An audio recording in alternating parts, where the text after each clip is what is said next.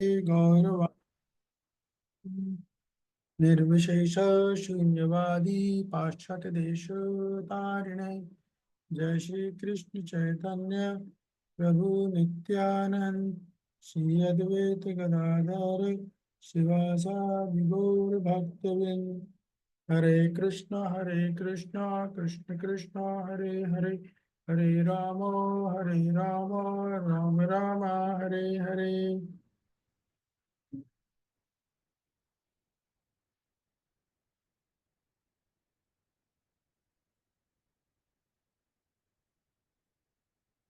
एक मिनट है।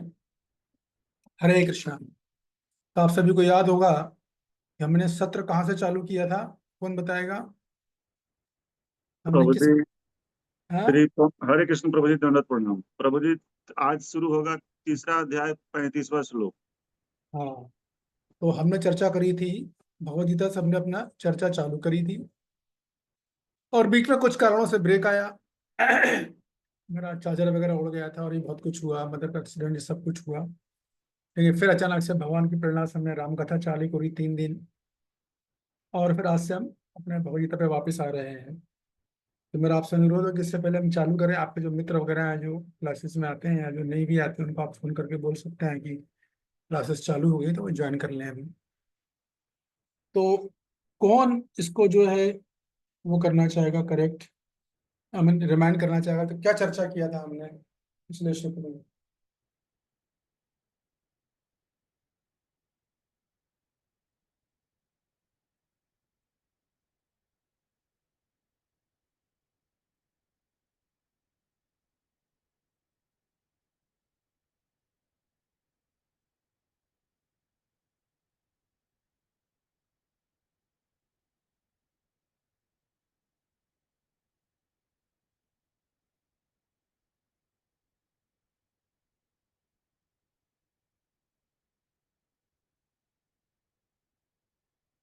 यार किसी को याद नहीं, भूल गए भगवत गीता? अरे भगवत गीता के चाहने वालों, ये क्या हुआ?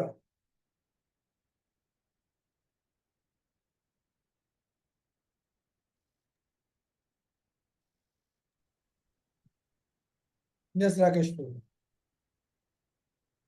प्रभु जी, हम लोगों ने पिछले दो श्लोकों में यही चर्चा की थी कि कृष्ण भावनामृत को अपनाए बिना प्रकृति के तीनों जो गुण हैं उसे मुक्त नहीं हुआ जा सकता है। और इसमें बताया गया था जो इंद्रिय भोग है वही भौतिक बंधन का कारण है। प्रभु जी, अगर जो कृष्ण भावनामृत में कार्य करता है वो इंद्रिय या इंद्रिय विषयों में फंसता नहीं है यस। और राग और द्वेष के वशीभूत ये इसको नहीं होना चाहिए, क्योंकि ये आत्म साक्षात्कार के मार्ग में बाधक है। प्रभु जी, अच्छा, इंद्रियाणि अर्थ राग देश योगसितो ध्यान वशमागतो हास परिमितनो। तो ये कौन से योग की बात कर रहे हैं भगवान यहाँ पर, राकेश जी? जी प्रभु जी, कौन भक्ति से? योग। भक्ति योग? नहीं, भगवान भक्ति योग की बात नहीं कर रहे हैं। कर्मयोग। हाँ, नहीं, भगवान 6 सरनें। भक्ति योग की बात नहीं कर रहे हैं। भगवान बात कर रहे हैं निष्काम कर्म योग की। रूपाल जी भक्ति योग की बात करते हैं अपने तात्पर्य में, है कि नहीं? अच्छा, हमने प्रभु जी कृष्ण भावनामृत पर जवाब दे दिया। जी। खैर ठीक है। तो मैं पहले शुरू से आप लोग को एक बार हम एक बार पुनरावलोकन कर लें। मैं भी इतने समय टच में नहीं रहा। बाकी फिर अपन जो है देखते हैं। तो देखिए हुआ ये कि आप लोगों को याद होगा सबसे श्लोक क्रमांक पहला 3.1, जायसी चेतम कर्मणस्ते मत्ता बुद्धि जनार्दना तत्यम कर्माणि घोरे मानिवेशी केशवा। उस अध्याय की शुरुआत कुछ इस तरह से हुई कि पहले श्लोक में अर्जुन ने क्या बोला? हे जनार्दन, हे केशव, यदि आप बुद्धि को सकाम कर्म से श्रेष्ठ समझते हैं तो फिर आप मुझे इस घोर युद्ध में क्यों लगाना चाहते हैं? याद करो पीछे जाओ आप। तो कौन बताएगा ये क्या प्रश्न पूछ रहे हैं अर्जुन? ये क्या चल रहा है यहाँ पर भाई? हम्म?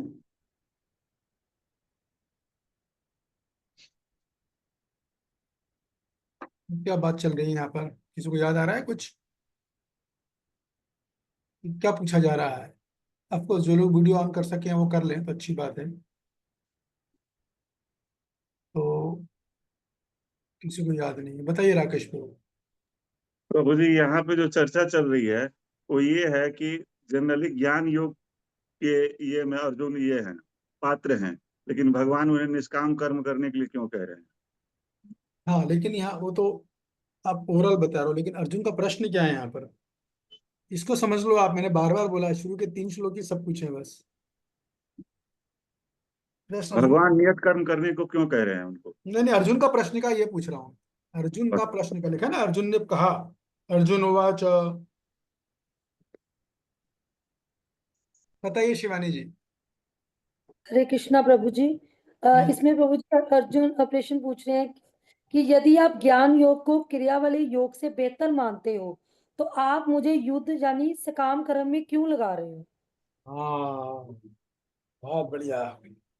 काफी हद तक आपने सही बोल दिया, याद है ना आपको इसका मतलब? आप तब से अभी ज्वाइन किए शायद ना? जी प्रभु जी। ये है, यही खेल है सारा। यस नीता माता जी, आप कुछ बोलना चाह रहे हैं? डॉक्टर नीता माता जी। प्रभु जी, माता जी ने जो कहा वही मैं बताना चाहती थी। अच्छा ऐसा है क्या? चलो। माता जी ने देखिए, बताया कि मैंने वो है। अब मेरी बात सुनिए, इस अब मैं जो बोल रहा हूँ उसको ध्यान से सुनना आप। तब आपको लगेगा कि नहीं, ये सुनने के बाद जो आपको समझ में आएगा तो लगेगा वाकई में कुछ जानते हो। तो जो ये श्लोक है, तीसरे अध्याय का पहला श्लोक, इसका डायरेक्ट कनेक्शन किससे है? दूसरे अध्याय के श्लोक क्रमांक 49 से। ठीक है ना, लाना पड़ेगा, समय लग जाएगा, लाऊं क्या? दूसरे अध्याय का, और बहुत पीछे आ गया। दूसरे अध्याय का 49 श्लोक है, जिसमें भगवान अर्जुन को बोल रहे हैं, दुवेरण हावरम कर्मा बुद्धि योगा जनार्दना। ये बोला है भगवान ने। कि भगवान ये कह रहे हैं कि अर्जुन दुवेर हावरम कर्मा। हावरम कर्मा का मतलब क्या है? जिसको याद है, मनीषा जी को याद होगा। बताइए मनीषा जी। कुछ टाइम मुझे याद है, आपने अच्छे से बताया था। हरे कृष्णा प्रभु जी, हावर मतलब सकाम कर्म से दूर रहते हैं। भगवान हाँ, तो दूर कैसे रहना है? विधि बताइए ना, भगवान ने कैसे दूर रहेंगे? प्रभु जी, निष्काम कर्म योग करने के लिए बोला है। एग्जैक्टली ये श्लोक आपके सामने स्क्रीन पे दिख रहा होगा। दूरेण हावरम कर्म बुद्धि योगा धनंजय बुद्धो शरणम अभिंच कर्पणा फल हेतवा। तो भगवान अर्जुन को इस श्लोक में ये बोले कि देखो अर्जुन, तुम क्या करो, बुद्धि योग करो और हावरम कर्म से दूर रहो। तो बुद्धि योग से भगवान का मतलब क्या है? निष्काम कर्म योग करो, ये मतलब है। तो प्रभु जी दंडवत प्रणाम। हाँ, दंडवत प्रणाम। अब थोड़ा शांति रखिए, पहले सुन के समझ लीजिए। कि जी देखिए, भगवान ने बोला अर्जुन दूरेण हावरम कर्मा। हावरम कर्मा मतलब सकाम कर्म से दूर रहो, मत करो, इसको त्याग दो। कैसे त्यागो भगवान? बुद्धि योग धनंजय, धनंजय बुद्धि योग करो। बुद्धि योग का मतलब है निष्काम कर्म योग करो। अभी आपको अंतर में 100 बार बता चुका हूँ, सकाम कर्म योग और निष्काम कर्म को दोबारा नहीं बताऊंगा। ठीक है? तो भगवान ने क्या बोला भाई? बुद्धि योग हावरम कर्मा से बेहतर है, यानी निष्काम कर्म योग सकाम कर्म से बेहतर है, ये भगवान ने बोला। अभी अर्जुन जी की दुविधा एक है, भगवान जब भी बुद्धि योग बोल रहे हैं तो भगवान तो बुद्धि योग बोलते हैं निष्काम कर्म योग को। लेकिन अर्जुन क्या समझ रहे हैं, कौन बताएगा?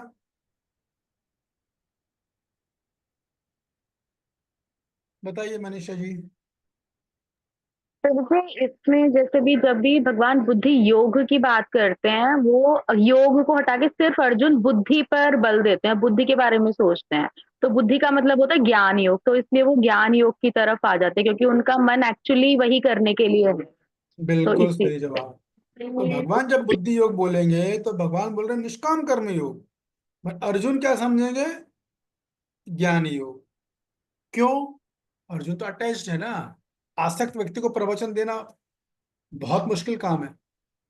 जो कलियुग के लोग अपने विचारों से, अपने मतों से, अपनी धारणाओं से बहुत अटैच्ड होते हैं। आप कितने ठोक दो उनको, अल्टीमेटली सोचेंगे वही जो उन्होंने पहले सोच के रखा है। कितने इनको समझा दो, वो करेंगे वही जो पहले से सोच के आए। एनीवे, तो कहने का मतलब ये है कि वो अर्जुन का तो क्या है, अर्जुन तो चाह रहे हैं संन्यास लेना। बराबर है? संन्यास मतलब निष्क्रियता। संन्यास योग का मतलब क्या? निष्क्रियता। लेकिन ये जो कर्म है ये सब सक्रिय कर्म है। सकाम कर्म में सक्रियता है, निष्काम कर्म योग में सक्रियता है, भक्ति योग में तो बहुत सक्रियता है। सब सक्रियता वाले हैं। अर्जुन को बनना है निष्क्रिय, इसलिए उसे लेना है संन्यास। तो भगवान ने जब बोला निष्काम कर्म योग करो, अर्जुन को तुरंत चला घर में ज्ञान योग करना चाहिए। अब उसी चीज को वो 3.1 में बोल रहे हैं। ये बात है बस। ये भगवान, आपने अभी तो मेरे से ये कहा कि आपने अभी मेरे से ये कहा कि जो है निष्काम कर्म योग यानी ज्ञान योग तो संन्यास बेहतर है सकाम कर्म से। तो फिर मुझे कोई सकाम कर्म में घोर कर्म बोल दिया उन्होंने, क्यों फंसा रहे हैं? घोर कर्म से मतलब है कि सकाम कर्म में अगर आप करोगे तो आपका कर्म बंधन तो हमेशा ही लगेगा ना। आप कर्म बंधन से फंस नहीं पाओगे, बच नहीं पाओगे। तो अर्जुन तो चाहता कि मैं कर्म ही नहीं करूं, उठा कमंडल सीधा जंगल निकल लूं। यहाँ बात हुई। तो जब भगवान ने देखा कि अर्जुन इतना ज्यादा आसक्त है एकदम, तो भगवान ने शुरू से फिर चालू किया। तो भगवान ने क्या बोला, पहले सकाम कर्म के विषय में बताया। आप लोगों को याद होगा यज्ञ इत्यादि सारे चर्चा हुई थी, अज्ञात कर्मों नेत्र। तो अर्जुन चलो ठीक है, तुम अगर फल से इतना आसक्त हो तो तुम सकाम कर्म योग करो, और उसके प्लस माइनस बताए। फिर आगे चल के भगवान ने बताया नहीं तुम निष्काम कर्म योग करो, नहीं ज्ञान योग भी बताया कि ज्ञान योग ऐसा होता है। फिर भगवान ने अर्जुन को ये भी बोला कि अर्जुन अगर तुम ज्ञान योग के लायक नहीं हो तो तुम फिर निष्काम कर्म योग ही करना, बराबर है? जो तुम मिथ्याचारी कहलाओगे। ज्ञान योग की योग्यता क्या है वो सब मैं बता चुका, बराबर है?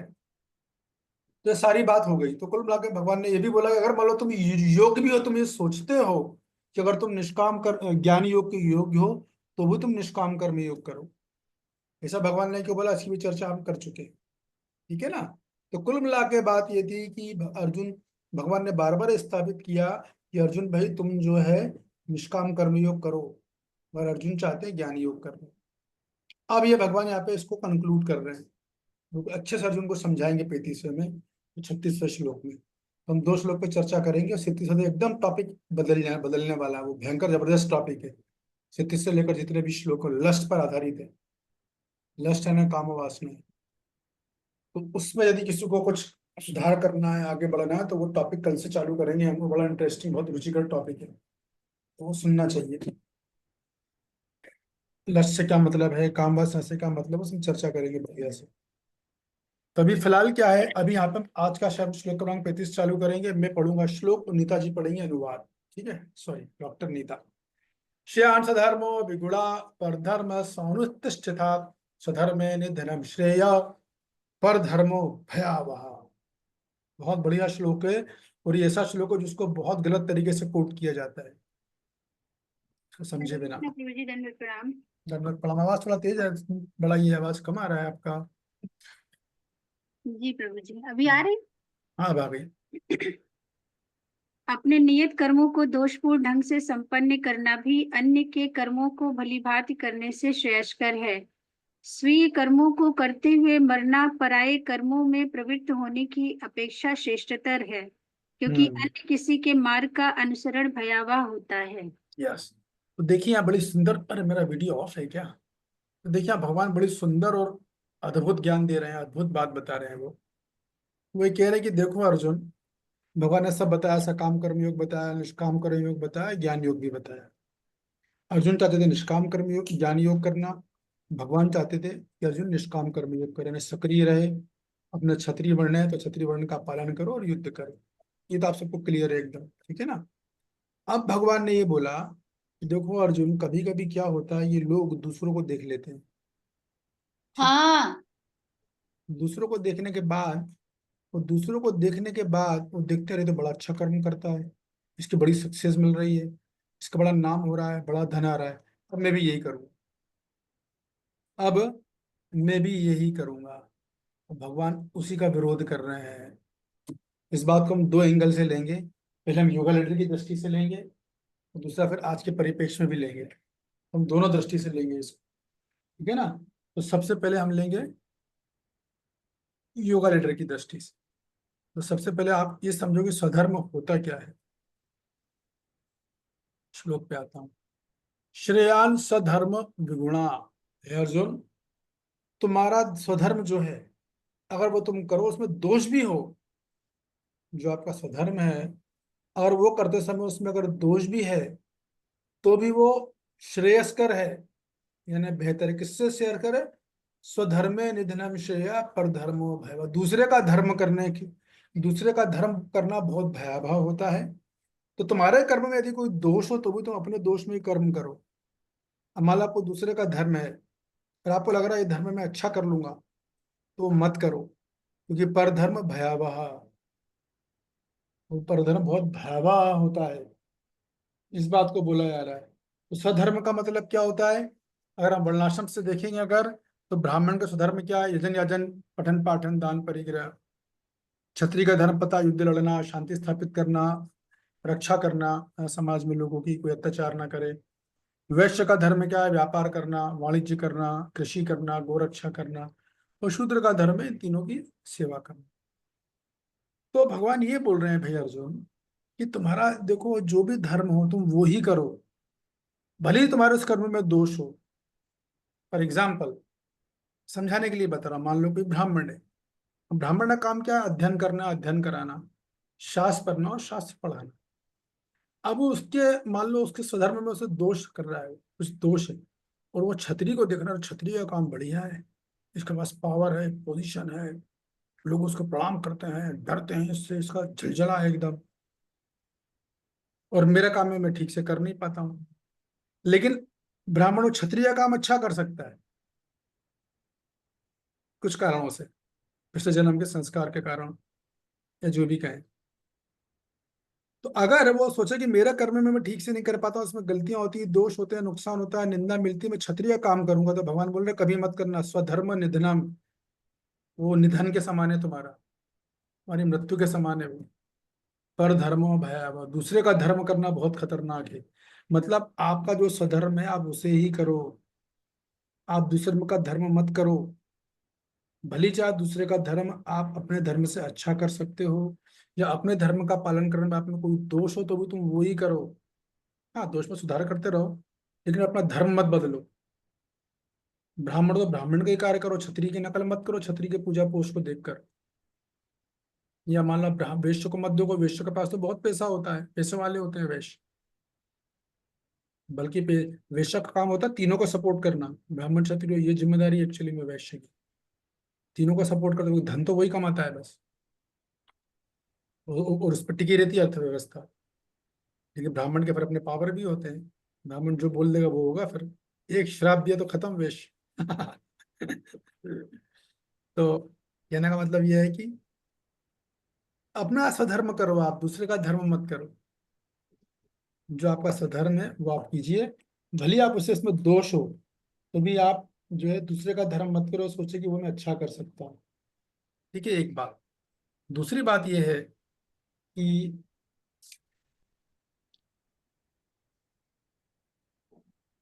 मतलब भगवान ये कह रहे हैं कि अर्जुन, अगर तुम्हारा धर्म देखे तो तुम्हारा धर्म जो है वो निष्काम कर्म योग करना है, और तुम्हें अपने कर्म में कुछ दोष भी अगर दिखाई दे रहा हो तो भी तुम परधर्म यानी ज्ञान योग मत करो। तुम्हें लग रहा है कि नहीं मैं ज्ञान योग कर लूंगा संन्यास में, तो भी तुम वो मत करो। तुम्हारे लिए परधर्म है, परधर्म भयावह है। वो तुम्हारा स्वधर्म है निधनम श्रेया, वो धर्म तुम्हारा, परधर्म तुम्हारा निधन कर देगा, तुम्हारा विनाश कर देगा। आप अपना ही कर्तव्य करो, आप अपना ही धर्म करो, भले ही इसमें कुछ दोष क्यों ना हो। आप दूसरे का धर्म का पालन मत करो, ये सोचिए कि वो मुझसे अच्छा कर लो। ये बात को भगवान ने बोला है। ये बड़ा बहुत अच्छा श्लोक है, उसको बहुत गलत समझाया था। इसको लोग पता है कैसे बोलते हैं? इसको अनेक ऐसे लोग हैं इस तरीके से बोलते हैं कि भाई भगवान यहाँ पर ये बोल रहे हैं कि तुम हिंदू हो तो अपने हिंदू धर्म का पालन करो, वो तुम्हारा स्वधर्म है। और पर धर्म मतलब दूसरे धर्म का मुसलमान मत बनो या क्रिश्चियन मत बनो, ऐसा बिल्कुल भी मतलब नहीं है। ये बड़े बड़े व्याख्याकार ये बोल रहे हैं श्लोक को कोट करके, मैं नाम नहीं लूंगा, बड़े बड़े लोग सोशल मीडिया पे छाए हुए हैं जो यही बोल रहे हैं, यही श्लोक कोट करते हैं हिंदुओं को। शांस धर्म विगुणा पर धर्म भयावह, अपना धर्म करो, पर धर्म मत करो। तो वह हिंदू मुसलमान की बात नहीं हो रही है, यहाँ पे निष्काम कर्म और ज्ञान योग की बात हो रही है। कि ज्ञान योग मत करो, तुम निष्काम कर्म योग करो, क्योंकि तुम्हारा वो धर्म है। वो ज्ञान योग मत करो। ज्ञान योग के लिए बहुत कुछ क्वालिफिकेशन है, मैंने कई बार बता चुका आपको, ठीक है नहीं? तो यही बात है, भगवान अर्जुन को यही समझा रहे हैं, और ये हम सबके लिए सीखने वाली बात है। तुमको कभी भी अपने ही धर्म का पालन करना चाहिए, दूसरे के धर्म का पालन नहीं करना चाहिए। ठीक है, ये तो हो गए वैदिक वैदिक दृष्टि से व्याख्या। बराबर है।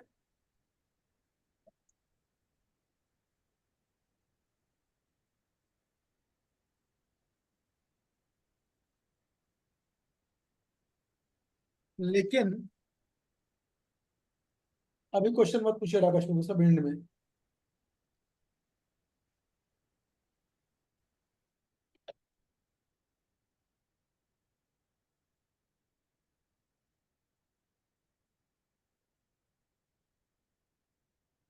तो बात वही थी, अर्जुन जब अपना स्वधर्म छोड़ते थे, अर्जुन का धर्म क्या था? क्षत्रिय धर्म था। वो छोड़कर और परधर्म करना चाहते थे, यानी ज्ञान योग का अनुगमन करना चाहते थे, संन्यास लेना चाहते थे, निष्क्रिय बनना चाहते थे।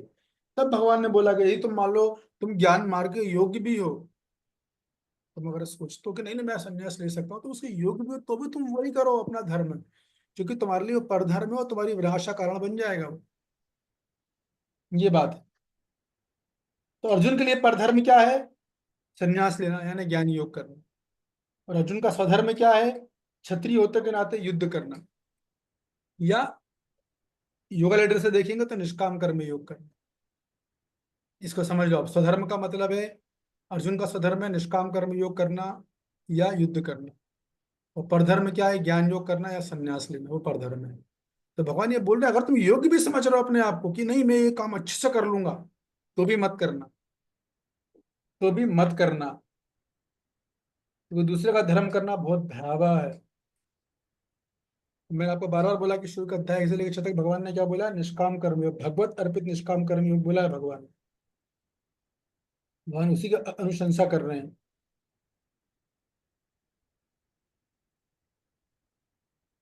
तो मैंने आपको बताया था भगवत अर्पित निष्काम कर्म योग का एक मतलब था कि व्यक्ति जो नियत कर्म है वो करता है और अपना फल भगवान को अर्पित करता है।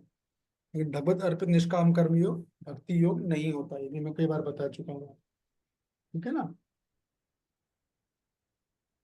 तो ये तो बात हुई वैदिक वर्णाश्रम सिस्टम से। अभी हम लोग पालन कर रहे हैं वैष्णव वैष्णव सिद्धांत का। ठीक है। तो हमारा वैष्णव सिद्धांत क्या बोलता है? कौन बोलेगा? हमारा स्वधर्म क्या है इसको समझ लो आप। मैं दोनों परिपक्ष समझाऊंगा, क्योंकि ये श्लोक में बहुत लोगों को कंफ्यूजन है। 35-35 साल से प्रवचन दे रहे हैं, टीचर दे रहे हैं, क्योंकि क्लियरिटी नहीं है इसमें। क्लियरिटी नहीं है लोग। हमारा स्वधर्म क्या है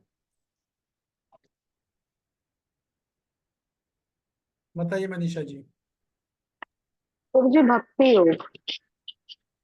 हाँ, तो भक्ति योग तो सही बोला आपने। तो हमारा सिद्धांत क्या है फिर? हम लोग किस प्रकार से करेंगे? हम लोग कैसे अपना स्वधर्म का निर्धारण करेंगे? बताइए हर्षिना जी, नवजात बोलिए। मनीषा जी हरे बोलिए। कृष्णा प्रभु जी। अपने नियत कर्मों को करते हुए और उनको कृष्ण भगवान के ऊपर अर्पित करना है प्रभु जी, उनके श्री चरणों में। अपने तो नियत कर्मों को करते हुए भक्ति करना। नहीं, नियत कर्म तो हमारे इसमें नहीं है। बोलिए मनीषा जी। जब जी नवदा भक्ति। ओके, ठीक है। तो आपका मतलब स्वधर्म जो है नवधा भक्ति। ठीक है भाई, थोड़ा क्लोज तो हो आप। बताइए राकेश प्रभु। प्रभु जी, शास्त्र गुरु और साधु के अनुसार अपने कर्म करना। सही जवाब। ये हमारा स्वधर्म है, इसको आप बिल्कुल गांठ बांध लो। नवधा भक्ति भी क्यों करना है? क्योंकि साधु गुरु और शास्त्र बोलते हैं। ये हमारा स्वधर्म है। तो हमारे साथ कभी ऐसा नहीं होगा कि मान लो कोई बोल दे कि आप में से कोई मंदिर जा रहा है, वो बोल दे कि भाई भाई आप ऐसा कीजिए। मान लो चिल्ला माता जी को बोल दे, चिल्ला माता जी आप मंदिर में जाइए, थोड़ा झाड़ू लगा लीजिए, कि प्रवचन बहुत दे दिया आपने। तो शिला माता जी मना करेंगी क्या? नहीं नहीं नहीं नहीं, मैं तो ब्राह्मण हूँ। मैं ये तो शूद्र का काम है, मैं करूंगी नहीं। हमारा सिद्धांत का जो भी साधु गुरु शास्त्र बोलते हैं हम वो करते हैं। उन्होंने बोला प्रवचन दो तो प्रवचन देंगे, उन्होंने बोला कि अध्ययन करो तो अध्ययन करेंगे, उन्होंने बोला कि आप झाड़ू लगा तो झाड़ू लगाएंगे, उन्होंने बोला कि बर्तन दो तो बर्तन दो। जो गुरु साधु शास्त्र रिकमेंड करते हैं हम सब वो करते हैं। ये हमारा स्वधर्म है। तो हमारे में ये भेदभाव नहीं होता है। ये भेदभाव वैदिक वर्ण व्यवस्था में होता है कि ब्राह्मण ब्राह्मण का कार्य करेगा, क्षत्रिय क्षत्रिय का करेगा, वैश्य वैश्य का करेगा, शूद्र शूद्र का करेगा। हमारे इसमें तो जो हमें गाइडेंस मिल रहा है हम वो करते हैं। जब बोला जाए कि आज पूजा कर लो तो पूजा कर लेंगे, आज बोलेगी लेटरिन साफ कर लो तो लेटरिन साफ कर लेंगे, फिर बोलेगा अध्ययन कर लो तो अध्ययन कर लेंगे, फिर बोलेंगे प्रचार कार्य कर दो तो प्रचार कार्य कर लेंगे, जो बोलेंगे वो करेंगे। हम ये विचार नहीं करेंगे कि हम उसके लायक हैं नहीं, नहीं, क्योंकि हमें पता हम लायक है ही नहीं। हमारी कोई योग्यता तो साधु गुरु शास्त्र का जो आदेश है वही हमारी योग्यता है। उसी में ही हमको वो कार्य करने की, वो सेवा देने की शक्ति निहित है। ये हमारा सिद्धांत है। तो ये दो तरीके से है। भगवान यहाँ बोलेंगे वैदिक धर्म की स्थापना से, और मैं बोल रहा हूँ अपना वर्णा, सॉरी, भगवान बात कर रहे हैं वर्णाश्रम धर्म की दृष्टि से, और हम बात कर रहे हैं कृष्ण भावनामृत की दृष्टि से, जिसकी चर्चा प्रभुपाद जी तात्पर्य में करें।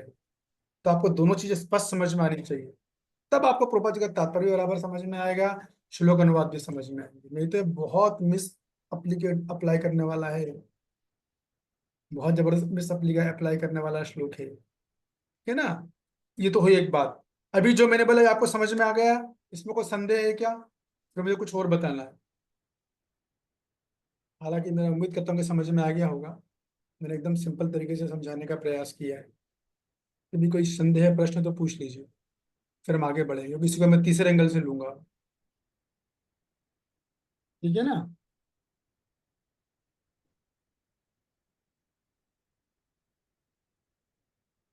यस, डॉक्टर नीता माथुर जी।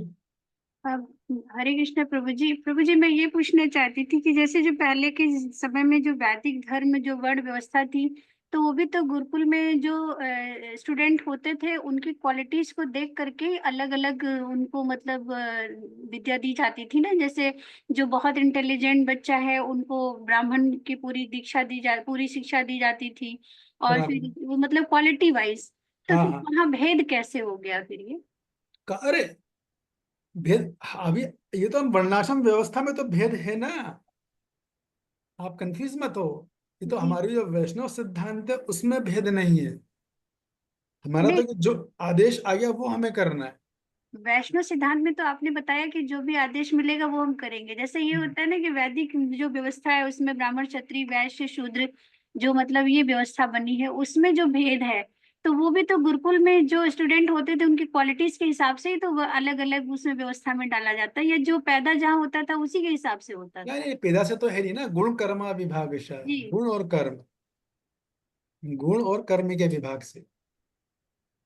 तो वो गुरुकुल अवस्था में जब किसी को बोलेंगे आप ब्राह्मण, तो वो जन्म थोड़ी देखते कि आप दीक्षित परिवार में जन्मे तो ब्राह्मण हो गए, ऐसा थोड़ी होता है।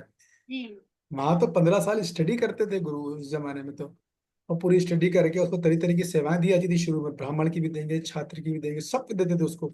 मैं भी आगे समझाने वाला हूँ, वैसे आपने प्रश्न पूछ लिया, मैं से क्लियर करने वाला था वैसे भी। जी तो जी। क्या करते हैं कि व्यक्ति, हर जीव आत्मा जब आती है तो उसके पिछले जन्म के जो संस्कार हैं, जो एक स्वभाव डेवलप कर लेती है, उस स्वभाव से पकड़ लेते हैं वो लोग। इसका स्वभाव ब्राह्मणिकल स्वभाव है, इसका स्वभाव क्षत्रिय स्वभाव है। ये ब्राह्मण है, ये शांत स्वभाव का, उसे गाली बको तो सुन लेगा। क्षत्रिय को बोलोगे तुरंत उसकी छाती फूल जाएगा, तुरंत लड़ने मैदान में आ जाएगा वो, है कि नहीं? जैसे हम लोग आश्रम में थे वृंदावन में, तो मैं, मेरे एक दो भक्त थे, उनको लेबर करने का बहुत स्वभाव, बहुत ज्यादा था। जहाँ भी उठेगा झाड़ू लगाएंगे, सफाई करते थे वो, गंदगी हटाना, साफ करना है, सब करते थे। अध्ययन में उन्हें जरा भी रुचि नहीं थी। तो हर व्यक्ति क्या है, अपने एक एक पिछले जन्म के कर्मों का एक स्वभाव लेकर प्रवृत्त होता है, उस प्रवृत्ति होती है, उसको बोलते हैं स्वधर्म। हर जीव अपनी एक प्रकृति लेके, एक व्यक्ति की, हर व्यक्ति की अपनी प्रकृति होती है। किसी की ब्राह्मण प्रकृति का हो, कोई क्षत्रिय प्रकृति हो, हम सब में भी है। किसी में शूद्र प्रकृति होगी। तो वो जो प्रकृति होती है उसको बोला जाता है स्वधर्म, क्योंकि प्रकृति उससे अलग नहीं की जा सकती ना, प्रकृति उससे अलग नहीं की जा सकती। जो ब्राह्मण स्वभाव का, वो स्वतः ही श्वास पकड़ लेगा तुरंत। इसका मतलब ये नहीं कि दूसरे काम नहीं करेगा, वो भी करेगा, ये उसका रुझान वहां रहेगा। कुछ होंगे, अधिकतर लोगों जिनका रुझान सेवा में रहेगा, किताब दोगे, किताब पढ़ते से नींद आने लगी, सट्टा पकड़ने लग जाएगी। तो सबकी अपनी प्रवृत्ति है कि नहीं? तो वैदिक वर्ण व्यवस्था में एक बार ठप्पा लगा कि आप ब्राह्मण हो, अब आप ब्राह्मण का ही काम करोगे। केवल आपातकाल परिस्थिति में चेंज होता है वो, तो उसमें वो बता चुका हूं आपको, वो अभी उसको नहीं छेड़ूंगा मैं। आपातकाल में ब्राह्मण क्षत्रिय का काम कर सकता है, कोई भी टेम्पररी, कुछ समय के लिए, वो भी ब्राह्मणों की मीटिंग लेकर उनकी अनुमति के बाद, कि भैया इसको जीनों को कुछ सहारा ही नहीं बचा है, अभी क्या करेगा, घर चलाना, तो ठीक है कुछ समय के लिए कुछ काम कर लो, अन्यथा नहीं।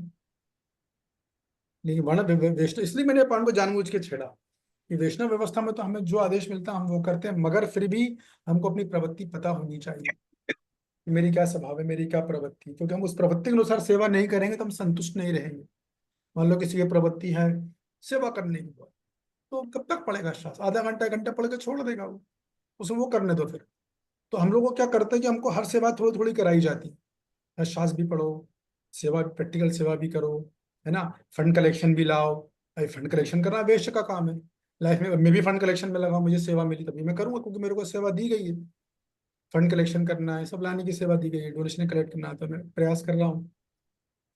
शिल्ला जी को भी मैंने भेज दिया है अभी जवाब नहीं आया उनका मैं वेट कर रहा हूँ। तो कहने का मतलब ये है कि हमारा तो ऐसा होता है, जैसी जरूरत होती है वैसा हम कर लेते हैं ना। बट लेकिन हम सब पे एक प्रकृति के नेचर भी होता है, हम उस नेचर के हिसाब से सेवा जरूर करते हैं, क्योंकि हमें संतुष्टि वहीं से मिलेगी। बट देश काल परिस्थिति के नाम से वैष्णव एक ऐसा होता है हर सेवा कर सकता है। इसको समझो आप, जी वैष्णव का गुण ही ये होता है कि वो जैसा देश काल व्यक्ति परिस्थिति होगी, वो जैसा साधु गुरु शास्त्र टेली करके वो कोई भी सेवा कर लेगा, वो जैसा मिलेगा। हमारी ट्रेनिंग ही ऐसी है। लेकिन वहां ऐसा नहीं है, वहां एक बार ठप्पा लग गया आप ब्राह्मण के, तो अब आप ब्राह्मण का ही करोगे जब तक कि बॉडी अनुमति ना दे दे। समझ रहे हैं बात? तो स्वधर्म का मतलब है कि हर व्यक्ति का अपना एक प्राकृतिक स्वभाव होता है। जैसे शूद्र का स्वभाव का था, आप उससे बात करोगे वो बीच में बोलना चालू कर देगा खटाक से, वो सुनेगा नहीं पहले, हाँ हाँ, वो ये जताना चाहेगा कि मुझे भी पता, मुझे ही पता। अभी ये शूद्र का स्वभाव, तो आप समझ जाना चाहिए कि इस व्यक्ति का स्वभाव में शूद्र स्वभाव की वो जो गुण है वो अधिक है। ब्राह्मणों का पूरा साइलेंटली सुनेगा वो, अंत में बोलेगा वो। और क्षत्रिय जैसे उसे काम की बात आई, जहां से फल मिलना, तुरंत खट से बोलेगा वो। इसे मैं आपको कुछ एग्जांपल देके समझा रहा हूँ। तो सारे गुण हम सब में है, वो ऐसा नहीं कि नहीं है। मेरे में ब्राह्मण भी, क्षत्रिय, वैश्य, शूद्र भी, आप सब में चारों हैं। बस किसी एक विशेष गुण की प्रधानता होती है, तो जिसकी प्रधानता होती है उससे हम ज्यादा करते हैं, ताकि हमारा जब हमारी हवा, जब बुरा वक्त चले, जब भगवान परीक्षा लेते हैं, वो जो सेवा हमने की वहां पकड़ के रखते हैं। मगर प्रभा जी ये जरूर बोलते हैं, ये चाहते हैं कि हमारे इस्कॉन के सारे बात कम से कम ब्राह्मण स्तर पे आ जाए, क्योंकि ब्राह्मण सतोगुण, ब्राह्मण कौन सतोगुण पे, ब्राह्मण आने के लिए सतोगुण चाहिए। अगर ब्राह्मण ही सतोगुण पे आ सकता है, फिर वहां से हम 3 गुणों को क्रॉस करते हैं, ये बात है। खैर जो भी है, अभी आपको उत्तर मिल गया ना? जी प्रभु जी। ठीक है। राकेश बाबू, आपका भी कोई प्रश्न है क्या? नहीं प्रभु जी, मैं कंफर्म करना चाहता था, जैसा आपने कहा प्रभु जी, तो इसको प्रकृति के तीनों गुण के अनुसार भी देखा जा सकता है, सत्व गुण, रजोगुण और तमोगुण के। हाँ बिल्कुल, मैं वही बात चालू ही करने वाला था, तो मैंने बोल ही दिया। वो प्रकृति जी जो है, जो व्यक्ति जो अपने गुणों से, जो गुण और कर्म से जो स्वभाव बनाता है, तो जैसे फॉर एग्जाम्पल आपको बताता हूँ। देखो कभी कभी क्या होता है कि एक छोटा बच्चा पैदा हुआ, अभी नया बच्चा है, अभी से तो कुछ पता नहीं हमको स्वभाव क्या, पर माता पिता को क्या पता, अभी बेचारा अभी 6 महीने का, ये वो घुटनों के बल चलता है। तो आपको याद होगा, आपने लीलामत पढ़ी होगी, तो प्रभुपाद जी के माता पिता ने पता क्या किया था? आंगन में आए, चटाई बिछाई, बच्चों की जगह रख दी, और उसके सामने बहुत सारा धन रख दिया, और कुछ अपना, कुछ स्पोर्ट्स का सामान रख दिया, कुछ शास्त्र में श्रीमद् भागवतम रख दिया, और कुछ तलवार हथियार वगैरह रख दिया, और बच्चों को छोड़ दिया। और देखा बच्चा उठा उठा सीधा जाकर सबसे पहले भागवतम को टच किया था। कैसे कर लिया बच्चे ने? उसकी प्रकृति थी वो, उसका स्वभाव था वो। तो वही भगवान बोल रहे हैं, श्रेयान स्वधर्म विगुणा, तुमने जो स्वधर्म बनाया तुम वही कार्य करोगे, स्वाभाविक है ये करना। तुमने क्षत्रिय का गुण है तो तुम क्षत्रिय कार्य करोगे, पर ब्राह्मण का कार्य मत करो। सन्यासी में किसका काम है? ब्राह्मण का काम है। क्यों फंस रहे हो वहां पे? करोगे तुम्हारा विनाश हो जाएगा, परधर्म वह है भयावह, ये बात है। तो हम सबके अंदर वो गुण होते हैं, कलयुग में इतना स्पष्ट नहीं दिखता है। तो ये बात थी। तो स्वधर्म का मतलब आपको समझ में आ गया, ठीक है ना? जी प्रभु जी। हमारे इसमें तो हमारा ये तो हुआ एक सिद्धांत, और हमारा उससे पूछा सिद्धांत क्या है, हमारा स्वधर्म क्या है? एक वैष्णव का स्वधर्म क्या होता है, कौन बताएगा? जी बताइए अमृता माता जी। हरे कृष्ण प्रभु। वैष्णव का धर्म है शास्त्र धर्म और गुरु के कहा अनुसार अपना कर्म करें। बराबर, कृष्ण की सेवा करना है ना, जी ये हमारा धर्म है। तो हमारा धर्म है कृष्ण की सेवा करना, बराबर है, ये बात है। भाई मान लो कोई ब्राह्मण स्वभाव वाला व्यक्ति, उससे बोलोगे तुम जो वैश्य कार्य करो, वो कर ही नहीं पाएगा, उसका मानसिक संतुलन बिगड़ जाएगा, वो नोट ही नहीं पकड़ पाएगा, नोट काउंट नहीं कर पाएगा वो। है कुछ ऐसे भाई जिनको, उनका आपने केस दोगे ना, हाथ कप कपाते हैं, काउंट नहीं कर पाते वो नोट, गिनती कर, हमेशा गिनती करेंगे। वैश्य वाला खट खट खट नोट गिना, खटाखट हिसाब लगाएगा, तुरंत बताएगा, क्योंकि उसका स्वभाव वो उसने बना लिया है। तो आपका जो काम है आप वो ही करो। वैश्य सोचे कि यार मेरा इतना सारा का धंधा लगाया, घाटा हो गया, ये बड़ा मजे वाले ब्राह्मण लोग कुछ करते ना धरते हैं, अपना बढ़िया शास्त्र पढ़ते हैं, मैं भी ये करूंगा, तो परधन भयावह तुम्हारा निधन हो जाएगा। खत्म हो जाओगे, क्योंकि तुम्हारा गुण नहीं है, वो तुम टिक नहीं पाओगे। इस बात को भगवान बोल रहे हैं। तो अब क्या कारण है, परधर्म क्यों भयावह है? तो प्रभुपाद जी बताते हैं, दूसरे का धर्म या परधर्म करना भले ही दिखने में अच्छा लगे, भले उसके परिणाम आपको अच्छे लगे हो, लेकिन वो हमारे लिए, आपके लिए भयावह है। क्यों भयावह है? क्योंकि वो आपकी प्रकृति से, आपके स्वभाव से मेल नहीं खाता है। और अगर वो काम करोगे तो आप भटक जाओगे, आपके मन में सुरक्षा भय उत्पन्न हो जाएगा और आप विनाश की तरफ जा सकते हैं। ब्राह्मण सोचे मैं गरीब हूँ, फकीर हूँ, चलो मैं वेश्या का काम करूंगा, वो डूब जाएगा, जो कुछ है वो भी चला जाएगा। कोई क्षत्रिय युद्ध से बचना चाहे, चलो संन्यास लेके आराम से मजे करेंगे, नहीं कर पाएगा वो। 2 दिन वो वहां भी जाकर लड़ लेगा, मेरी जगह पे क्यों बैठे तुम, यहाँ तो मैं तपस्या करता हूँ।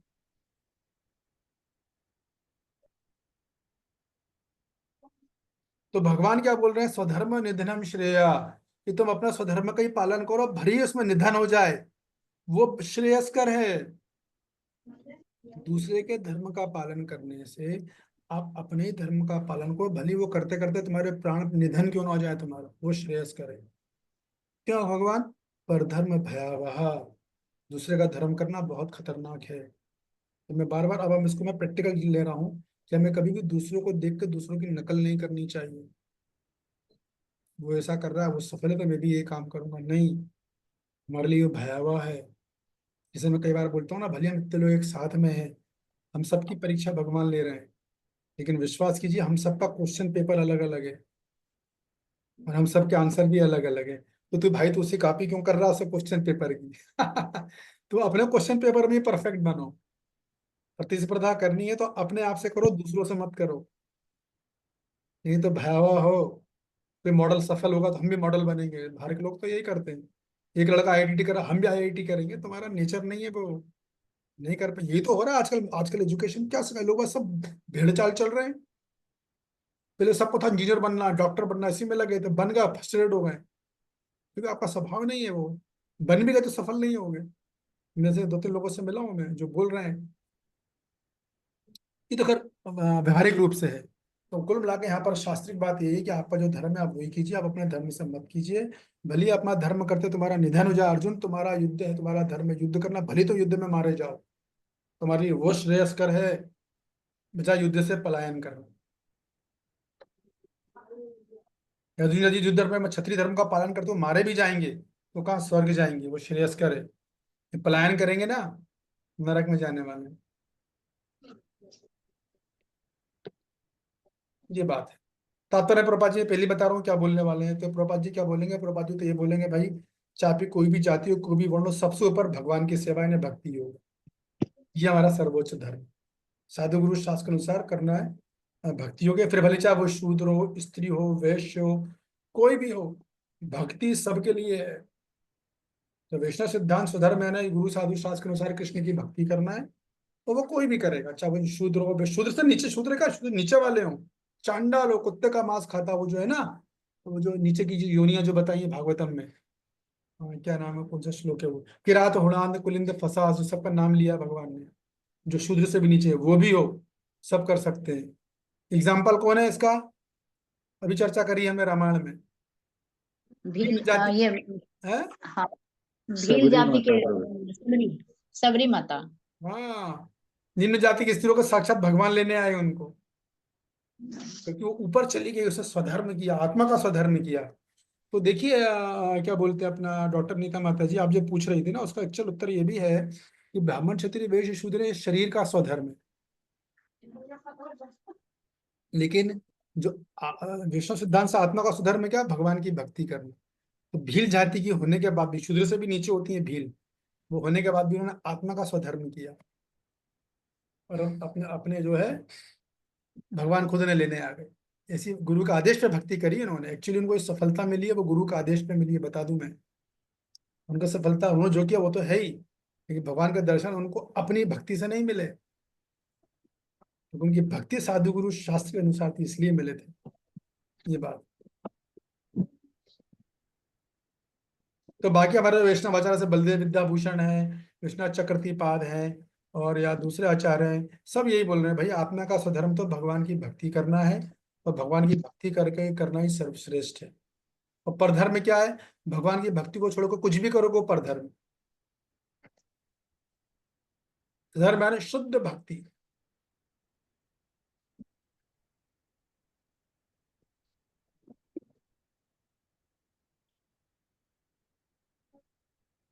स्वधर्म निधनम श्रेया। तो भगवान की भक्ति करते करते कृष्ण के साथ अगर मर भी जाओगे ना, तो भी वो श्रेयस्कर है बजाय परधर्म करने के। जैसे उदाहरण दिया हनुमान जी का। हनुमान जी ने स्वधर्म किया ना, राम की सेवा करी कि नहीं करी? गुरु थे उनके, गुरु माना था ना, प्राणों की भी चिंता नहीं करी, मर जाएंगे तो मर जाएंगे, तो भी उद्धार ही होगा, गति तो बेहतर होगी हमारी। तो भक्ति में आपको कभी चिंता नहीं करनी चाहिए। भक्ति में क्या हो रहा है, मरेंगे तो भी क्या नुकसान है भाई? नुकसान तो भक्ति ना करने में है, वो निधन खतरनाक है। भक्ति करके नहीं करना थोड़ी ना कोई नुकसान है। मरना वैसे भी है, कौन सा हम बचने वाले हैं।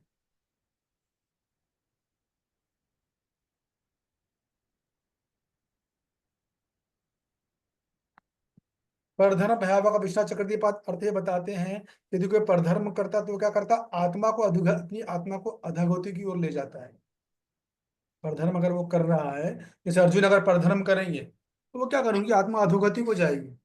अर्जुन अगर युद्ध हटकर सन्यासी बनने की चेष्टा करेंगे तो परधर्म है, तो क्या क्या भक्ति से दूर हो गए वो। उनको भय होगा, शोक होगा, सब कुछ आएगा, उनका पतन होगा। ये बात है।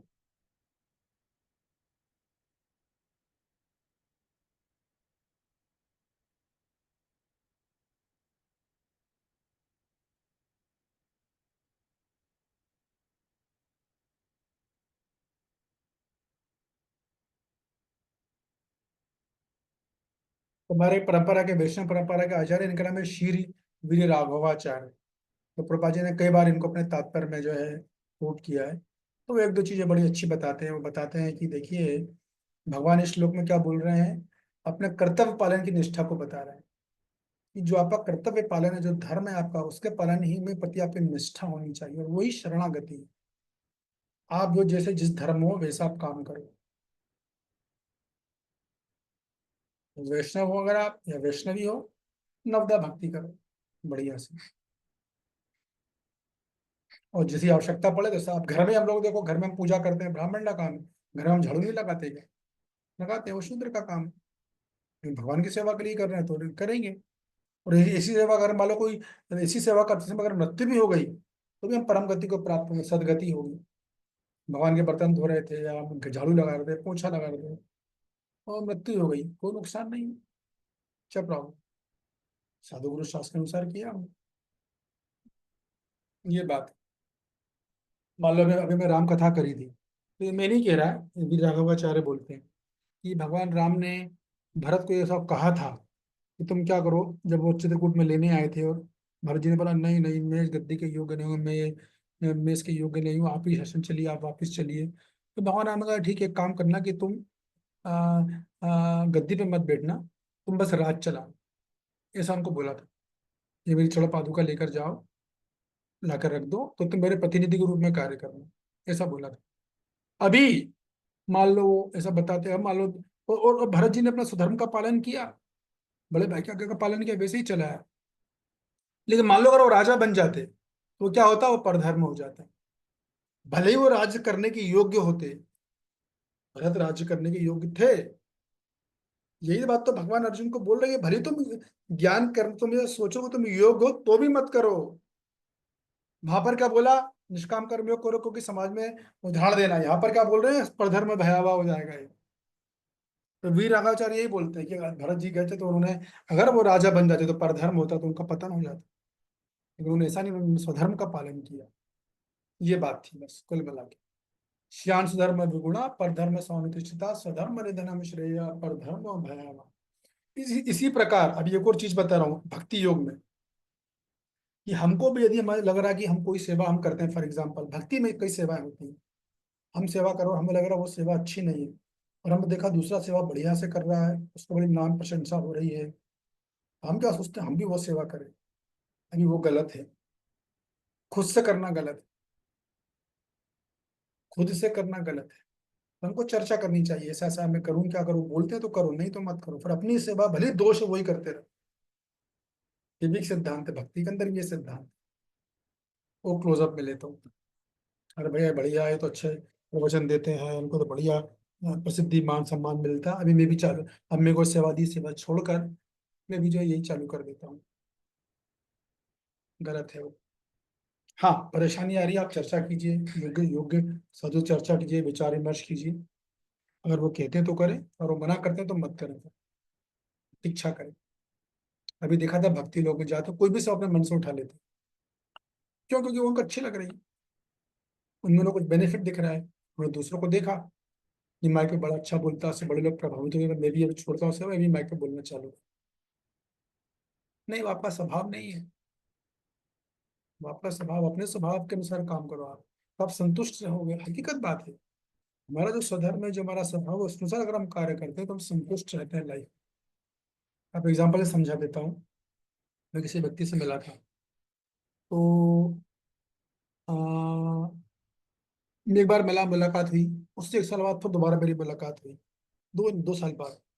तो उस टाइम उनकी अच्छी अच्छी आर्थिक स्थिति हो गई, और वो मुझे बता रहे थे, प्रभु जी मैंने पहले जो था, मैं एक जॉब में था, सरकारी में था, और अभी मैंने एक्साइज, सेंट्रल एक्साइज मैंने अप्लाई किया, वहाँ भी मेरा सिलेक्शन हो गया, तो मेरी तनख्वाह डबल हो गई। मतलब महीने की मेरी तनख्वाह 1 लाख रुपए पर मंथ है। बोले लेकिन तनख्वाह मिलने के बाद ही मैं संतुष्ट नहीं हूँ, पता नहीं क्यों, मुझे अजीब सी बेचैनी, असंतुष्टि रहती है, ऐसा क्यों है? तो मैंने तो कुछ प्रश्न पूछे, फिर मुझे बोला कि यस, आप असंतुष्ट ही रहोगे। बोला ऐसा क्यों? मैंने, क्योंकि आप जो कार्य कर रहे हो वो आपके स्वधर्म, आपके स्वभाव के अनुसार नहीं है। आपका धर्म है टीचिंग करना, जो आपका स्वभाव है।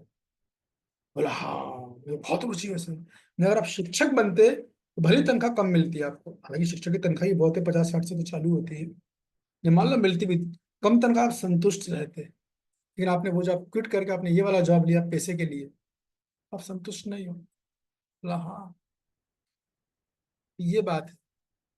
जीवन में संतुष्टि बहुत बड़ी चीज है।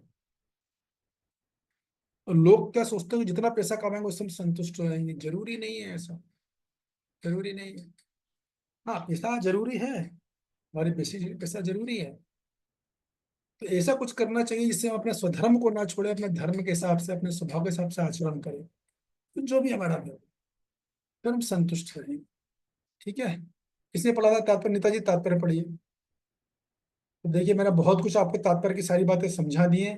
आप पढ़ोगे, उम्मीद करता हूं आप लोगों को समझ में आएगा। मैं पढ़ूं? तो नीता माता जी पढ़ रही थी ना, नीता माता जी आपने पढ़ा था ना अनुवाद? जी प्रभु जी। हाँ, पढ़िए। अतः मनुष्य को चाहिए कि वह अन्यों के लिए नियत कर्मों की अपेक्षा अपने नियत कर्मों को कृष्ण भावनामृत में करे। रुक जाइए, पहली लाइन में प्रभुपाद जी ने क्या भक्ति तात्पर्य दे दिया। देखिए ना, नियत कर्मों की अपेक्षा का मतलब क्या? वर्णाश्रम छोड़ो, भक्ति कर लो तुम तो। दोस्तों, भक्ति तात्पर्य। अब आपको सब समझ में आएगा अगर आपने सुना जो मैंने समझाया तो। पढ़िए नीता माता जी। भौतिक दृष्टि से नियत कर्म मनुष्य की मनोवैज्ञानिक दशा के अनुसार भौतिक प्रकृति के गुणों के अधीन आदिष्ट कर्म है। आध्यात्मिक कर्म गुरु द्वारा कृष्ण की दिव्य सेवा के लिए आदेशित होते हैं, किंतु चाहे भौतिक कर्म हो या आध्यात्मिक कर्म, मनुष्य को मृत्यु पर्यंत अपने नियत कर्मों में दृढ़ रहना चाहिए। रुक जाइए, यहाँ तक पढ़ा, किसी का कोई प्रश्न है क्या यहाँ से यहाँ तक जो पढ़ा अभी तक? किसी को कुछ कठिन लग रहा हो? हालांकि ऐसा कुछ कठिन तो नहीं है इसमें, नहीं है। चलिए आगे पढ़िए। अन्य के निर्धारित कर्मों का अनुकरण नहीं करना चाहिए। आध्यात्मिक तथा भौतिक स्तरों पर ये कर्म भिन्न भिन्न हो सकते हैं, किंतु कर्ता के लिए किसी प्रामाणिक निर्देशन के पालन का सिद्धांत उत्तम होगा। तो हम बोल रहे हैं आध्यात्मिक तथा भौतिक स्तर पर कर्म भिन्न भिन्न हो सकते हैं, इसका क्या अर्थ है? इसका अर्थ ये है, आध्यात्मिक का मतलब है आत्मा के स्तर पर कर्म अलग होगा, और भौतिक स्तर मतलब शरीर के स्तर पर कर्म अलग होगा। शरीर के स्तर पर हम वर्णाश्रम देखेंगे, ब्राह्मण क्षत्रिय वैश्य शूद्र।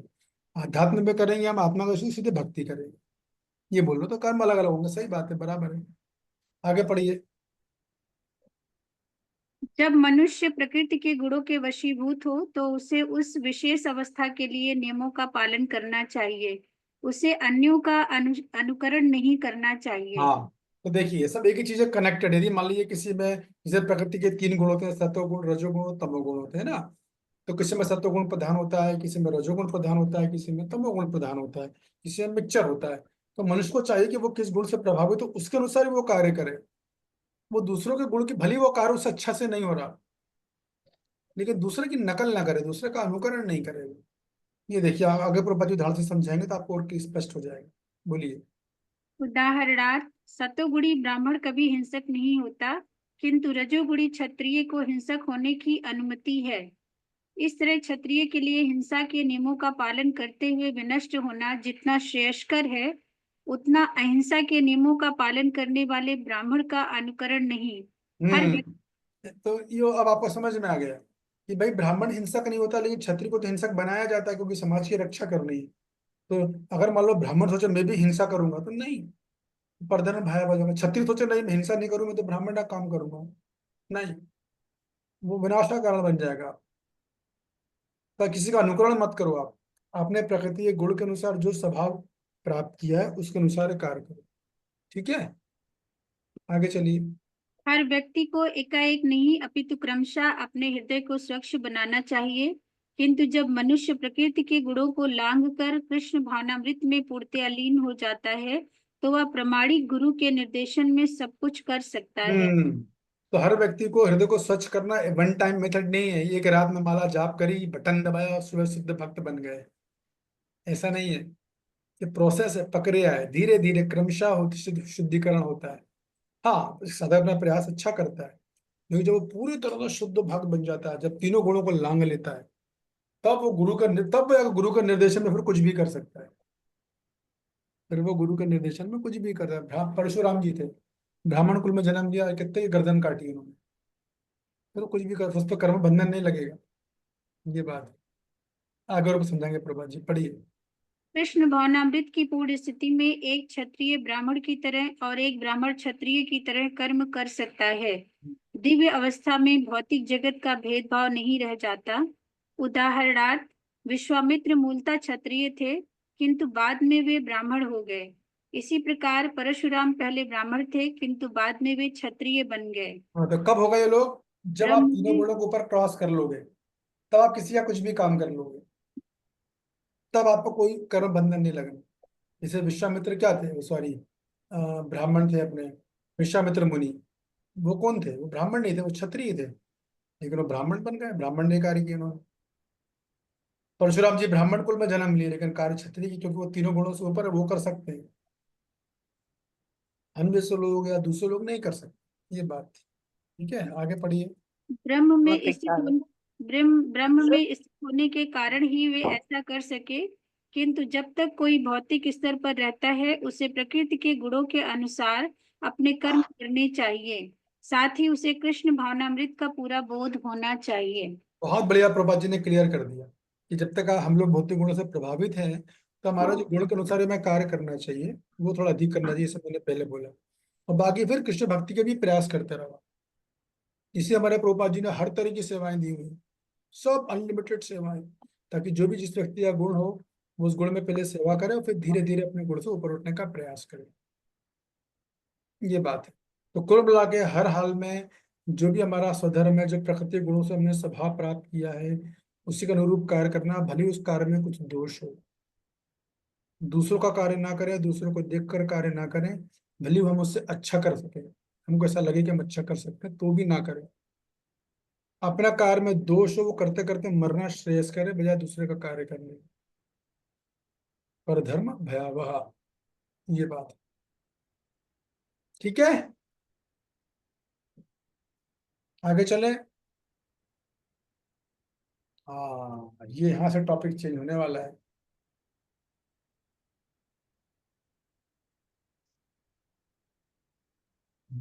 ठीक है, कौन पढ़ेगा? ये 15 मिनट में खत्म कर देंगे। मैं पढ़ूं? पढ़िए अमलता माता जी। अर्जुन उवाच अथ केना प्रयुक्तोऽयं पापं चरति पुरुषः अनिच्छापि वाष्णेय बलादेव नियोजिता। अनुवाद पढ़ेगा, रुक जाइएगा। हरे कृष्ण प्रभु। हम्म। अर्जुन ने कहा, हे हे वृष्णिवंशी, मनुष्य न चाहते हुए भी पाप कर्मों के लिए प्रेरित क्यों होता है? ऐसा लगता है कि उसे बलपूर्वक उनमें लगाया जा रहा हो। तात्पर्य पर एक मिनट रुक जाइए।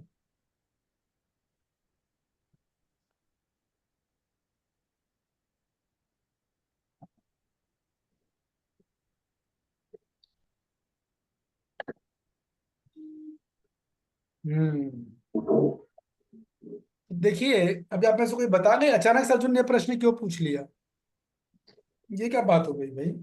भगवान बढ़िया निष्काम कर्म ज्ञान योग की बात हो रही थी, तो भगवान अर्जुन ने अचानक ये पूछ लिया कि भगवान आदमी पाप क्यों करता है? इसका क्या कनेक्शन है? किसी को लग रहा है अनुवाद उनके सामने है?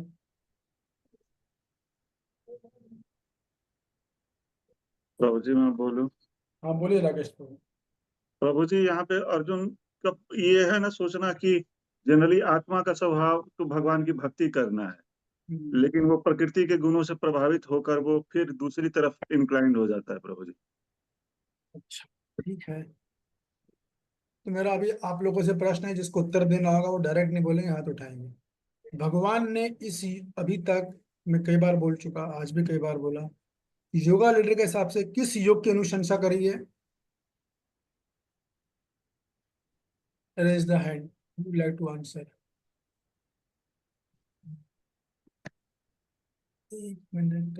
अरे अनिता जी आई। अनिता जी स्वागत है आपका, वेलकम। आप आई, बताइए अनिता जी। काम करूंगी। हाँ, अब मुझे बताइए कि जब भगवान अर्जुन को निष्काम कर्म योग बोल रहे हैं, तो आपको क्या लगता है उस निष्काम कर्म योग में कौन सी चीजें जो बाधा बनेगी? काम करेंगे तो सभी से क्या प्रश्न क्या है? कौन सी चीजें बाधा बताई? हाँ, आवाज कट रही है आपकी, स्पष्ट नहीं है। कौन सी चीजें बाधा बनेंगी? अब आ रही है आवाज? ना, आवाज ही नहीं आ रही अनिता जी, आवाज नहीं आ रही अनिता जी आपकी। और किसने हाथ उठाया था? कौन बताना चाहेगा? डायरेक्ट मत बोलिएगा, रेज योर हैंड। निष्काम कर्म योग में कौन सी चीजें जो बाधा बनेगी? क्या लगता है आप लोगों को? बताइए सुनीता जी। हरे कृष्ण प्रभु जी, प्रणाम। हाँ, उसकी इच्छाएं, कामना। हाँ सही जवाब। निष्काम कर्म में कोई बाधक बनेगा तो बनेगा काम, जो उसी में लिखा हुआ है। निष्काम में बाधा बनेगा काम। उसीलिए अर्जुन ने प्रश्न पूछा है कि भगवान है वंशी, और अर्जुन को समझ में आ रहा है कि हाँ अच्छा अच्छा, निष्काम कर्म योग करना है।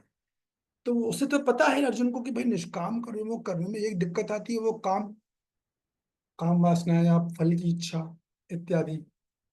तो फिर यदि ऐसा है, तो वो सोच रहा है कि बाकी लोगों को भी इसकी जानकारी दूं मैं। तो वो सोच रहा है कि ऐसा क्यों होता है कि भगवान ना चाहते हुए लोग पाप कार्यों में लग जाते हैं, ना चाहते हुए उसे बलपूर्वक, मानो कि उसे कोई बल से लगा रहा हो। उदाहरण के लिए कोई शराबी, हर शराबी रोज से कसम खाता है, आज शाम को मैं सुबह जब उठता है तो पढ़ लेता, नहीं नहीं कल से आज से शराब बंद, शराब नहीं पीऊंगा मैं। और रिजिड रहता है एकदम, नहीं पीऊंगा नहीं पीऊंगा। लेकिन जैसे ही सूर्य अस्त, और लाला मस्त, सूर्य अस्त हुआ नहीं कि मानो कोई उसे खींच रहा है, धक्के दे रहा है, जाओ शराब की दुकान पे जाओ, धक्के दे रहा हो, खिंचा खिंचा खिंचा चला जाएगा, वो शराब खरीद के शराब पी लेता है। तो अर्जुन पूछ रहे फिर आदमी ऐसा क्यों करता है? वो ना चाहते हुए पाप क्यों कर रहा है? क्योंकि काम वासना मतलब क्या? पाप। ये क्यों कर रहा है वो अर्जुन? भगवान आप बोलो निष्काम कर्मियों करियो वो, लेकिन वो तो काम वासना में प्रभुत्व होकर पाप कर देता है। तो वो कौन है जो करवा रहा है? जरा वो समझा मेरे को आप। ये बात जो है अर्जुन उनसे पूछ रहे हैं कि वो कौन है, वो कौन व्यक्ति है, कौन सा वस्तु है जो जीव को पाप करने के लिए प्रेरित करती है। ठीक है, जैसे एक उत्तर मैंने आपको बताया, काम वासनाएं। देख, काम वासना का मतलब कोई स्त्री पुरुष का आकर्षण नहीं है। हर वो इच्छा जो भगवान की इच्छा के विरुद्ध है, या वो हर वो कार्य जो व्यक्ति अपने इंद्रिय सुख के लिए करता है, वो काम कहलाता है।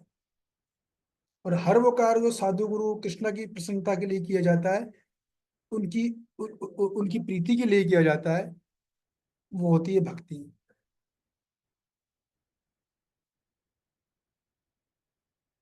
तो अर्जुन को ये पूछ रहा है कि आखिर वो पाप कर्म क्यों कर रहा है। ये एक दूसरा एंगल क्या है कि देखिए, एक चीज होती है राग और एक होता है द्वेष। ठीक है ना, ये जिसे मैंने पिछली क्लास में चर्चा की है। राग का मतलब क्या है, आप राग को बोल सकते हो परद्रव्य से राग होना, या स्त्री के प्रति आसक्त होना। कई लोग, कई कुछ पत्नियां पति से जरूर से ज्यादा आसक्त होती हैं, कुछ पति पत्नी से बहुत ज्यादा आसक्त होते हैं। तो ये सारा राग जो है ये इनका विनाश करवाएगा। उस टाइम उन्हें बड़ा अच्छा लगेगा, बाद में करवाएगा। फिर देश होता है। देश का मतलब क्या होता है कि जब वो दूसरे का उत्कर्ष देखते हैं तो बड़ा दुखी हो जाते हैं। अरे इसका इतना अच्छा क्यों हो रहा है, ये आगे क्यों बढ़ रहा है भक्ति में, इतना अच्छे से गीता क्यों समझता है ये, तो द्वेष उत्पन्न हो जाता है। तो ये राग और द्वेष, जब तक व्यक्ति के किसी से आसक्त होना और किसी से नफरत करना, जब तक ये दो चीजें, व्यक्ति कई भक्ति में प्रगति नहीं करेगा। ठीक है ना। और ये दो चीजें उसको फोर्स करेंगी पाप करने के लिए। ये सूक्ष्म बिंदु है, इसलिए मैंने उसको छेड़ा है कि राग और द्वेष दोनों ही चीजें ऐसी हैं जो व्यक्ति को पाप करवाएंगी। ये भी समझ में नहीं आएगा, जब आप चिंतन करोगे तो समझ में आएगा। तो यहाँ पर तो ये तो मैंने सेटल पॉइंट बताया आपको, राग और द्वेष। और कुल मिलाकर अर्जुन यही बोल रहे हैं, निष्काम कर्म में काम बाधा होती है, तो वो कौन है जो व्यक्ति काम के वश में पाप करता है, तो वो क्यों करता है, बस ये प्रश्न पूछा जा रहा है। तात्पर्य पढ़िए, फिर हम अंत कर देंगे, फिर कल से सीरीज चालू होगी हमारी। पढ़िए तात्पर्य मिलता माता।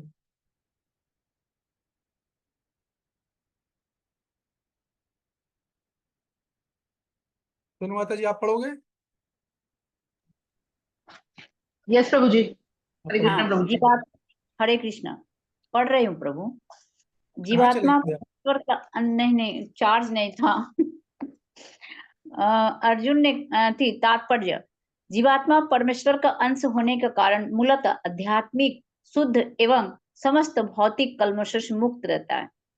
फलतः स्वभाव से वह भौतिक जगत के पापों में प्रवृत्त नहीं होता, किंतु जब वह माया के संसार में आता है तो वह बिना झिझक के और कभी कभी इच्छा के विरुद्ध भी अनेक प्रकार से पाप कर्म करता है। अतः कृष्ण से अर्जुन का प्रश्न अत्यंत प्रत्याशा पूर्ण है कि जीवों के प्रकृति विकृति क्यों हो जाती है। यद्यपि कभी कभी जीव कोई पाप नहीं करना चाहता, किंतु उसे ऐसा करने के लिए बाध्य होना पड़ता है। किंतु ये पाप कर्म अंतर्यामी परमात्मा द्वारा प्रेरित नहीं होते, अपितु अन्य कारण से होते हैं, जैसा कि भगवान अगले श्लोक में बताते हैं। तो क्यों हरि करता है, इसकी चर्चा कल से चालू की। बहुत सुंदर सीरीज है ये वाली, सब बहुत बढ़िया बढ़िया चर्चा होगी। आप लोगों से सुनने में बड़ा आनंद आएगा और आपको बहुत ज्यादा इनलाइटनमेंट भी मिलेगा। और मुझे लगता है कि इस सेशन में आप लोगों के जीवन की प्रॉब्लम्स को हल करने में भी काफी सहायता मिलेगी। तो आप लोग अवश्य आइएगा, आपके जो फ्रेंड्स वगैरह उनको भी बोलिएगा, वो भी लाभ उठाएं। तो कल से एकदम टॉपिक चेंज हो रहा है, यहाँ से 37 से लेकर 42 जितने श्लोक आगे तक के चलने वाला है, तो सब बढ़िया से चर्चा करेंगे।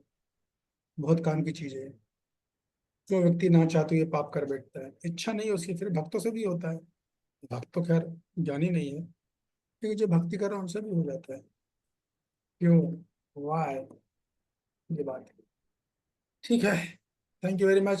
किसी का कोई प्रश्न, कोई कमेंट, वो तो बताएं, नहीं तो फिर कल के लिए आज्ञा ली जाए।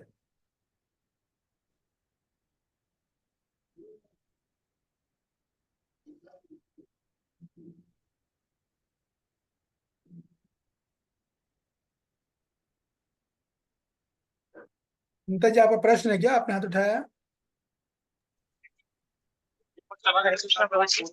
आवाज आ रही थी मेरी? नहीं, मुझे स्पष्ट बिल्कुल आ नहीं रही है, थोड़ी सी बेहतर अरे तो। लिंक भी अजीब लगा आवाज आपके प्रभु। आपके पीछे भी कोई बोल रहा है क्या? ओ एक्चुअली प्रभु जी बाहर हूं ना, इस वजह से आज कैमरा भी ऑन नहीं करा और पार्टिसिपेट भी नहीं करा क्लास में अच्छे से। अच्छा सुन अच्छा, रही थी क्लास को प्रॉपर। अभी आज आवाज की आ रही है, क्लास के लिए प्रभु जी मेरा सिर्फ एक कमेंट है कि हमेशा की तरह क्लास बहुत अच्छी थी और बहुत दिनों बाद आज मैं ऐसा फील कर रही हूँ जैसे कि कुछ मिसिंग था। और क्या मिसिंग था स्केड्यूल में, आई डोंट नो, लेकिन सुनने के बाद ऐसा लगा कुछ पता नहीं कौन सी थर्स्ट मिट गई है। क्या चाहिए था वो आज मिल गया। बहुत अच्छा लगा सुन के क्लास को। थैंक यू प्रभु जी, जो आप ये इतना राम कथा एफर्ट नहीं डालते होती। हैं हमारे लिए। हाँ, प्रभु जी आवाज आ रही है मेरी? हाँ बोलिए। जी मैं कह रही हूँ प्रभु जी, आज की क्लास हमेशा की तरह बहुत अच्छी थी, पर बहुत दिनों से वो क्लास नहीं हुई थी तो कुछ मिसिंग मिसिंग लग रहा था हमें। बहुत अच्छी बात है ये तो। तो अब आज वो क्लास सुनी है तो ऐसा लग रहा है कि कुछ मिल गया, जो चाहिए था वो मिल गया। Now I am satisfied today कि आज जो चाहिए था वो मिल गया मुझे। वाह थैंक यू बहुत प्रभु अच्छी, जी। बहुत बढ़िया, धन्यवाद, थैंक यू वेरी मच। और कोई नहीं ना? मेरा 2 हाथ दिखे थे शायद। ठीक है। हाँ यस, राकेश प्रभु। प्रभु जी, माता जी ने तो वैसे सब कुछ कह ही दिया प्रभु जी। अब हम्म, हम लोग भगवत मेनली मैं यही कहना चाहता था कि अब प्रभु जी भगवत गीता हम लोग के जीवन का एक प्रमुख अंग बन गया है प्रभु जी। इसके श्रवण के बिना अब हम लोग कुछ कमी महसूस करते हैं, कुछ नहीं पूरा ही कमी महसूस करते हैं। और आपको ही इसका श्रेय है प्रभु जी कि भगवत गीता को इतना महत्वपूर्ण और साथ ही साथ इतना समझने में आसान बनाया प्रभु जी।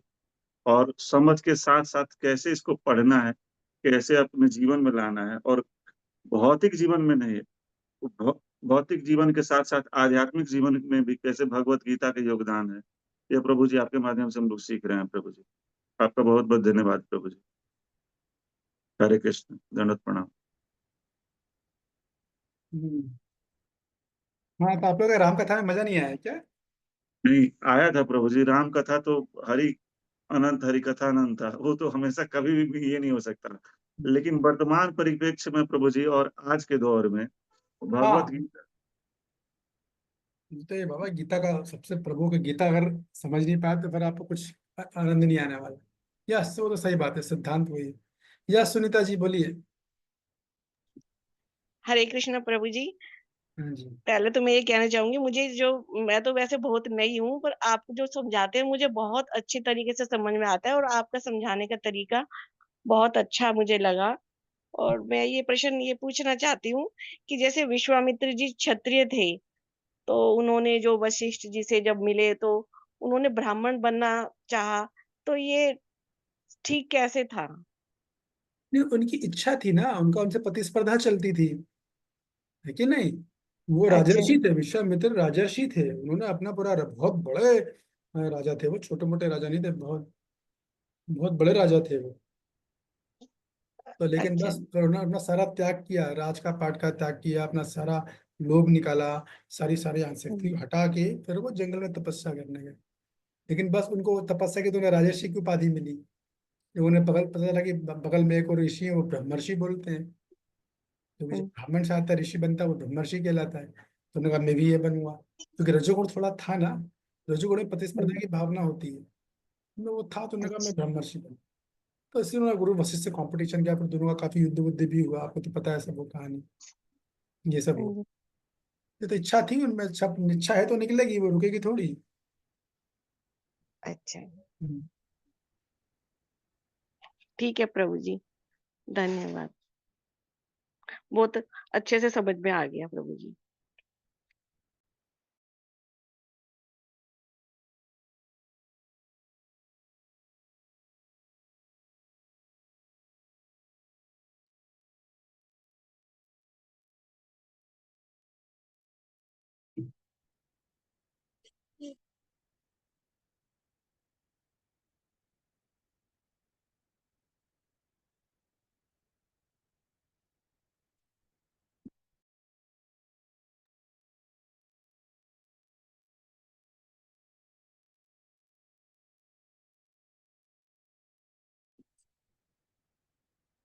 ना हरे कृष्णा। अच्छा ग्रथ हाथ हाँ यस नीलांचल माता जी बोलिए। हरे कृष्ण प्रभु जी, प्रणाम। आपने हाँ, बहुत यस। बहुत क्लियर किया सब चीजों को।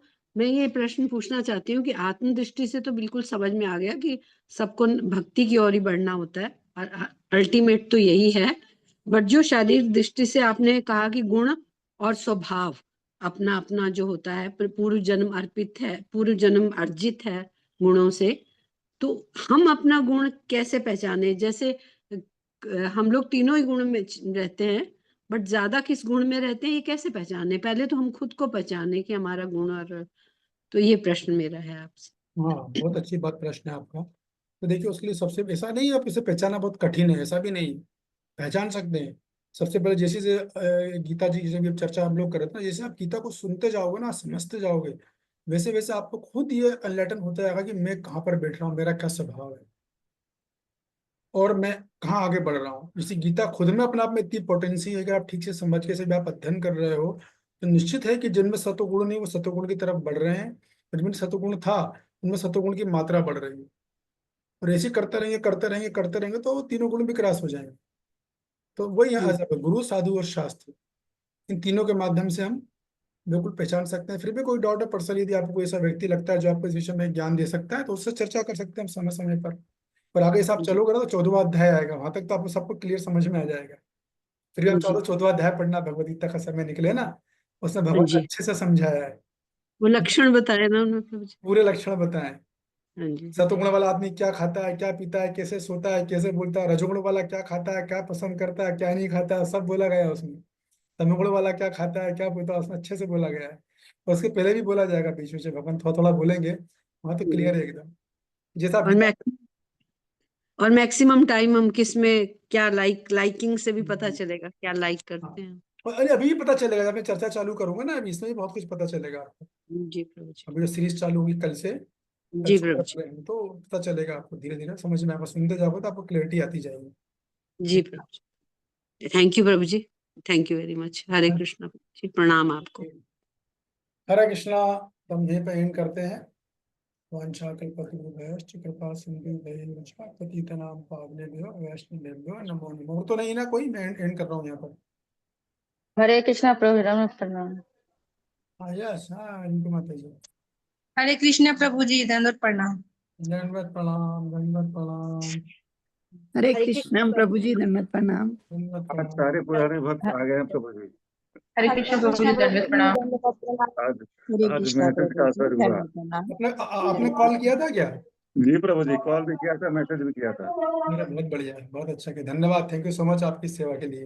हरे कृष्ण प्रभु जी, दंडवत प्रणाम। हरे कृष्ण।